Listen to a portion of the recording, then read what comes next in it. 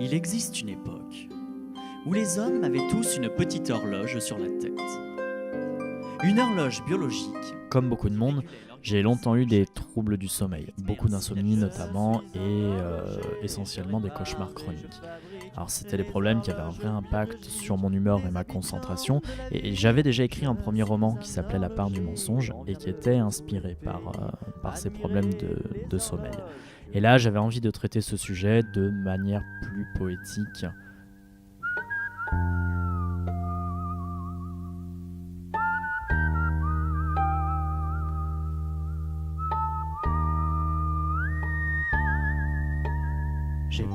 J'ai peur, les aiguilles tournent autour d'un cadran bien trop court.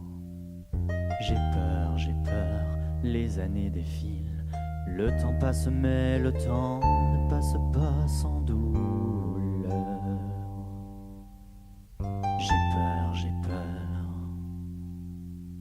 J'ai peur d'affronter la vie. On n'est jamais préparé à voir les autres partir. L'horloger, c'est ni un concert ni une pièce de théâtre. C'est vraiment un conte musical, donc un conte raconté en musique, où les effets visuels ajoutent une touche poétique et légère. S'envolent dans l'air, les particules s'envolent.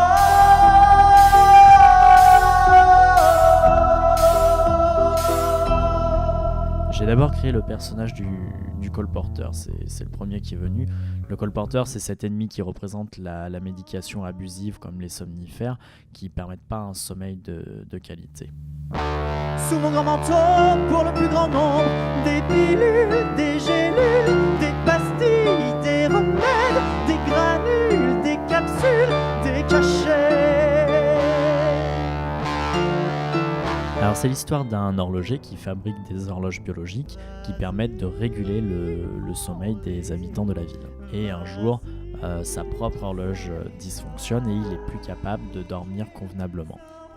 Là, il découvre que le manque de sommeil est une véritable source d'angoisse et de problèmes sociaux. Et l'horloger va errer de ville en ville pour essayer de retrouver l'équilibre. Évite les rayures et prie pour ta voiture.